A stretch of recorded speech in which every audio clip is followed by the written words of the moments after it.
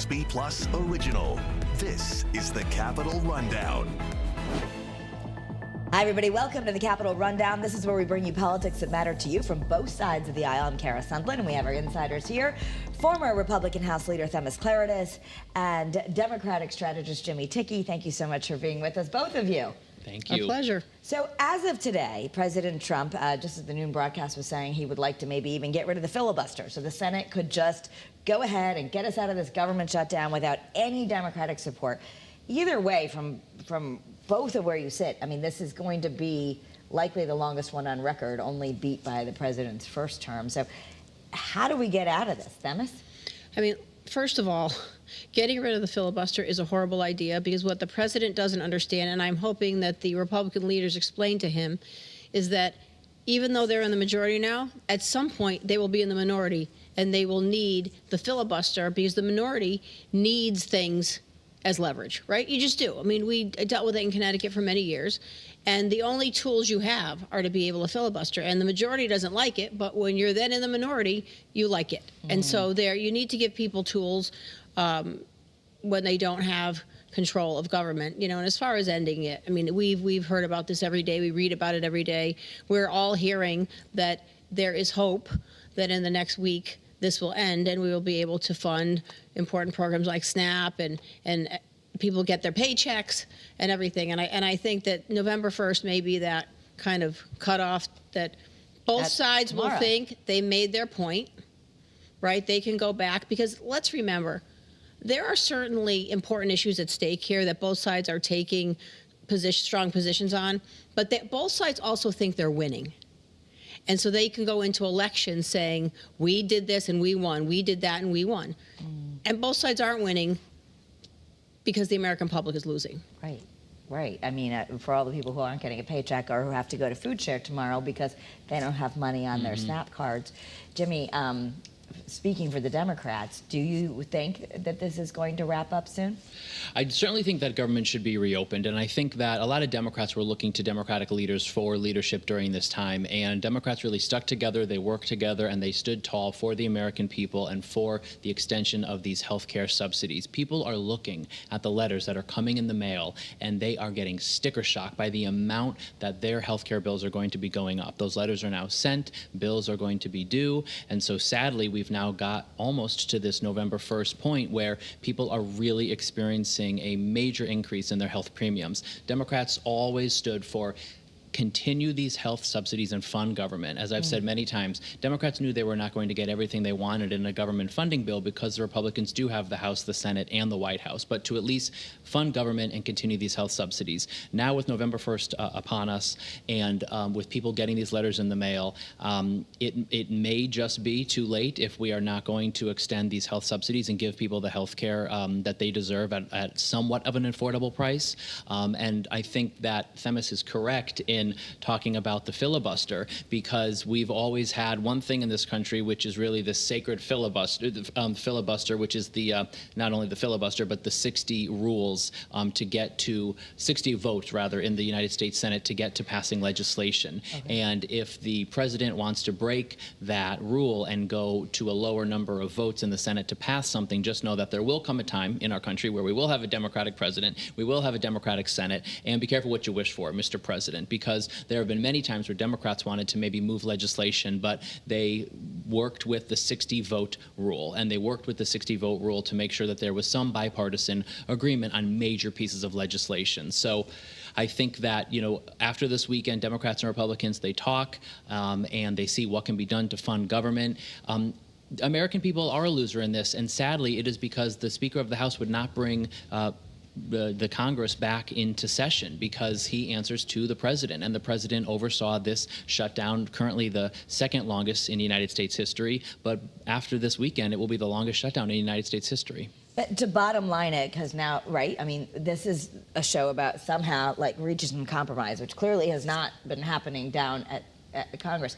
You think that November 1st mark, another missed paycheck, you think we're finally at the point where there might be some compromise between the sides? Well, I think people are hurting. I think that you're seeing airports begin to pull back on some operations. You're seeing that there are serious lines. There are beginning to be issues with airports as we enter the month of November with travel. You are seeing serious issues with people's EBT cards. These are food stamps. This is the way that people can get nutritious food for their family. These are our friends, our neighbors. These are people right here in Connecticut, and we are already hearing from food banks. I had an executive director of a food bank this morning text me to say, I want you to know this is really bad. We are already getting so many calls of people saying, I'm coming in early next week, and they are expecting that their food pantries will be empty. So this puts the pressure on working families and people living paycheck to paycheck that will no longer have these food and nutritious programs, and then it impacts all of us because we're going to be seeing empty food banks at a really critical time in the holiday season. But let's remember, though, I mean, putting blame on the House and the Speaker is not fair, because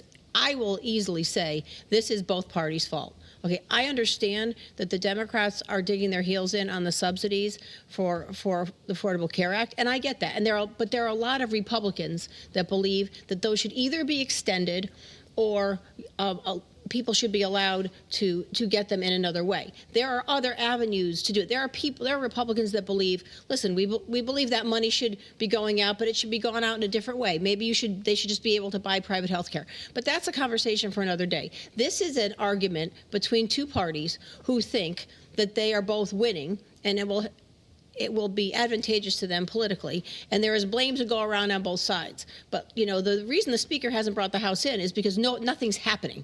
And so the Senate's fighting about it, the President's fighting about it, everybody's having these arguments, and he doesn't need to bring over 400 people in to just sit there and do nothing. Do you think it's going to be resolved next week? Well, last time I guessed I was wrong, but I do think that we are much closer to it because the checks aren't going out, because tomorrow is going to be a really bad day for this country, because the SNAP program, which is the Supplemental Nutrition Assistance Program, you know, the old food stamps for lower income people, they get a debit card. And every month, the first of the month, that money gets downloaded into that from the federal government, and no money will go tomorrow. And that's why the governor on Monday announced that he was giving $3 million to Food Share. I was able to be there, and you know, Food Share is the statewide food bank. We partner with over 650 food banks and pantries, and the mobile food bank throughout the state of Connecticut. You know, just in 1 month alone with the SNAP program, 1 month alone in Connecticut, it's almost $70 million of food people get. You know, 1 in 8 people are food insecure. 1 in 6 kids are food insecure. I mean, this shouldn't happen, especially in states like this. So it's a scary day tomorrow. And that $3 million, everybody is very grateful for, but that's not going to go very far. So we're hoping that this gets resolved.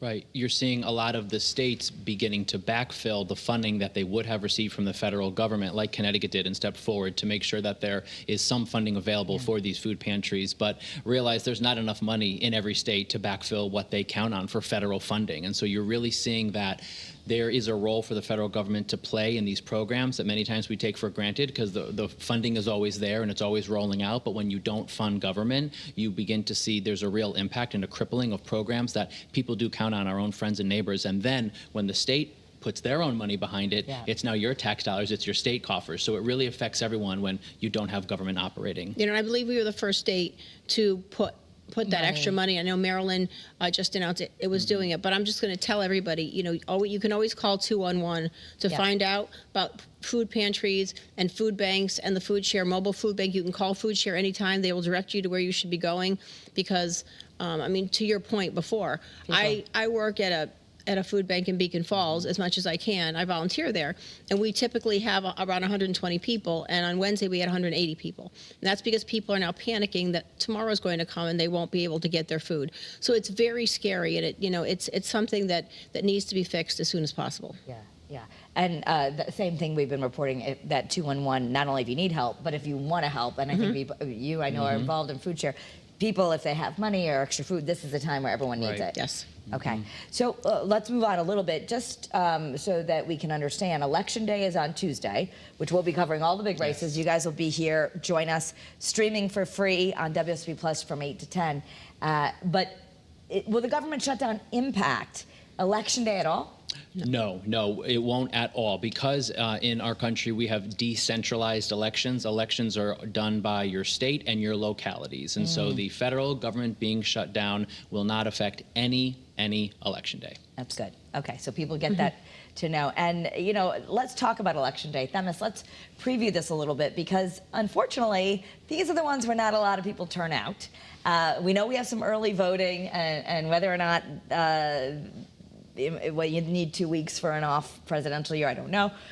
But this is actually can be really important, because these elections, they're not maybe as exciting as the presidential elections, but these are the ones that really affect your day-to-day life here in Connecticut. They are. I mean, there's no president on the ballot this year, and there's no governor on the ballot this year, but the things that really affect your life, your mayor, your first selectman, your city and town councils, your boards of ed, all those things. I mean, I always say when your garbage isn't picked up or your road isn't plowed, you're not calling the president to say my road isn't plowed. You're calling your mayor, your first selectman, right? Those are the people that affect your everyday life. And we have a bunch of races going on throughout the state. I mean, some of the bigger cities like Torrington and Bristol and New Britain, Norwalk, you know, there's New Haven, there's a lot of small towns, and Ansonia, Bethany, you know, we have a lot of interesting things on the ballot for referendum questions. So don't forget, when you go to vote, it's not just filling in the bubbles for who you're voting for, but there's questions in a lot of your cities and towns that will be asked. And a lot of those things are, you know, do you want turf fields? Do we want a senior center? But then there's a few interesting things like, you know, Bethany says is not allowed to sell hard liquor in their restaurants. They can only sell beer and wine. So the question is, should we be able to sell liquor? You know, Seymour has, you know, they want to change the name of the Board of Selectmen to the Board of Select Persons. Oh, okay. You know, so there's a couple interesting ones out there, other than should we spend more money on fill in the blank? Mm-hmm. Yeah. I mean, this is the time, right? This is the time. Local races are so important, and on average, about 3 out of 10 people vote in local elections, which is really nothing to be proud of. I mean, so few people vote in local elections, and so we've been tracking a lot of elections, whether it's in Torrington, New Britain, Milford, Norwich, and so forth, and we'll be reporting more on election night. Yeah, and in fact, I want to say, because you actually wrote a book called Organizing to Win, The Art and Science of Running for Office. And one of the reasons, Jimmy, you told me you wrote this is because you really do believe it's important that more people get involved in local government, and perhaps some people are afraid to do that. They think it takes a lot of money, or they just can't do it, or how do I get involved? And you really see, whether you're running as a Republican or a Democrat, it's really important to run for something. Right, absolutely. The book is certainly political, but it's really not partisan. I know where I come from as a Democrat, but the book itself is really not partisan. It is about thinking how so many people are intimidated by government and by politics and by getting involved. They might think they just don't have what it takes. They're intimidated by the amount of money in politics or how negative it could be. And so I had this idea about a year and a half ago, and it became a passion project to talk about the ways in which you can get involved in your community, run for office, manage a campaign, get involved, make a positive difference for your community with something positive that you might want to do. And it brings people through the whole process of thinking about running for office, forming a team, everything you need to do. There's a lot of moving parts to a political campaign, from the door knocking to the messaging to the fundraising, debates, and everything in between. And then we even peek a little bit beyond Election Day. It's a how-to book, but it also has a lot of stories that I think people will enjoy. Themis, I know you have a lot of your own stories, and having run many times and been elected many times, some people might be like, I would love to help, but I mean, I just can't. Politics has gotten so nasty, or it takes too much money, or it's just going to be too difficult. What would you say to someone right now? I know it is divisive, but do you still think it's important, especially maybe even getting more women involved? Well, I've had this conversation hundreds of times with candidates, you know, from recruiting candidates to convincing candidates to run, et cetera. And it is divisive now, and that makes it more difficult. I will say it makes it more difficult to get good people to run, but I still have the same conversation.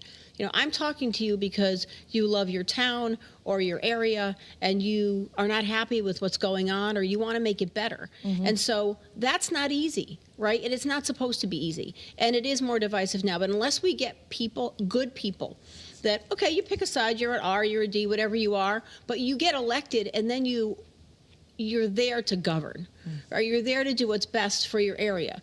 And if good people don't do that, it never changes. So now more than ever, it's important that good people who really want to work hard and want to listen to both sides and figure out what the best solution is for their town, if they don't run, nothing ever changes, and then we become part of the problem. Well, the book is out, coming out in January? In January, and pre-order is available now. Okay, pre-orders on Amazon or wherever? It will be on Amazon right now. It's at organizingtowin.com. Organizingtowin.com by Jimmy Tickey.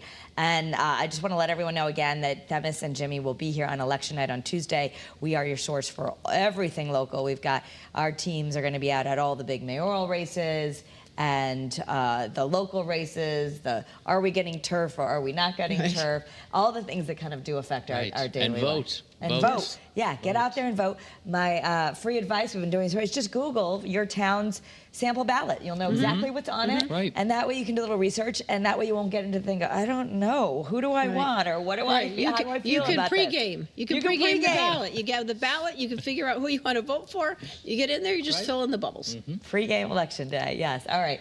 Insiders, thank you very much. Thank you. Another edition of Capitol Rundown. I hope you'll stay with us. Eyewitnesses at 4 is coming up, and I'll be with you streaming in just a few minutes as we have a little bit of a spooky Halloween segment coming up on WFSB Plus. Stay with us.